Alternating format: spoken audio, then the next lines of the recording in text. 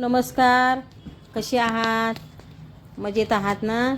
बघा, मी सोलापुरात सिद्धरामेश्वराच्या मंदिरामध्ये आलेले आहे. त्याविषयी तुम्हाला थोडीशी माहिती सांगणार आहे.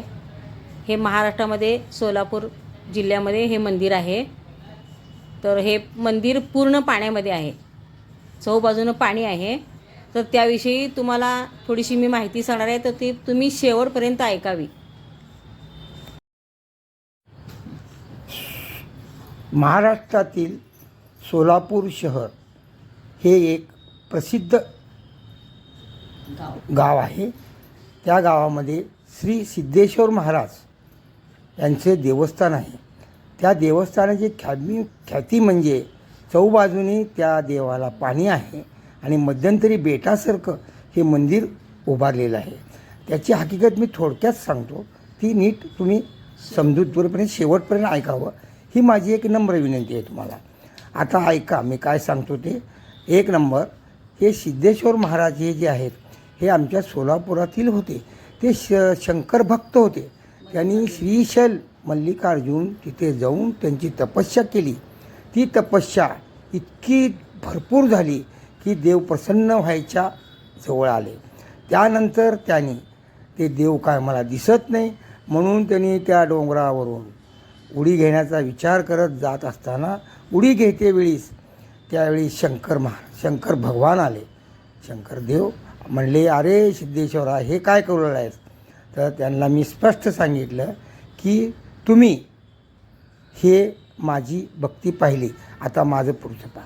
त्यांनी शंकरांना असं वरदान दिलं की तू ज्या गावात राहतोस ते सोलापूर शहर इतकं चांगलं आहे.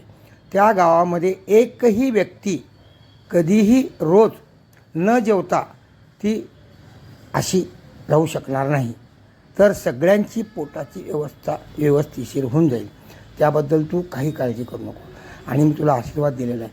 आणि तुझा असा जय जयकार होईल की भयंकर मोठा जय जयकार होईल. आणि हे एक साधारणतः आता आमच्या महाराष्ट्रामध्येच नव्हे, इतर जे राज्य आहेत, कर्नाटक, आंध्र, इकडचे लोक ऐन श्रावण महिन्यामध्ये आमच्या त्या सिद्धेश्वराची जत्रा भरते. ती जत्रा इतकी छान असते. वरचीवर कमीत कमी 10-20 हजार लोक रोज येतात.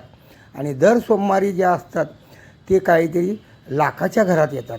तरी इतकी भक्ती करणारं ही सिद्धेश्वर महाराजाचे भक्त आहेत. तर ती पूर्ण आपण ऐकून घेतली.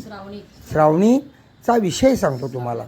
श्रावणी जी आहे ती रोज सोलापुरात एक वेळ जेवण करतात फक्त. आणि काही लोक जे आहेत ते दर सोमवारी करतात. असा निरंकार उपास करतात की ते फक्त बेलाचं पान आणि एक तांब्यावर पाणी घेतात आणि मग उपास सोडतात. तर ह्या सिद्धेश्वराची ख्याती इतकी आहे. तर आपण ह्या सिद्धेश्वराची भक्ती एक वेळ भेट द्यावी ही माझी आपणास कळकळीची विनंती आहे. जय हिंद, जय.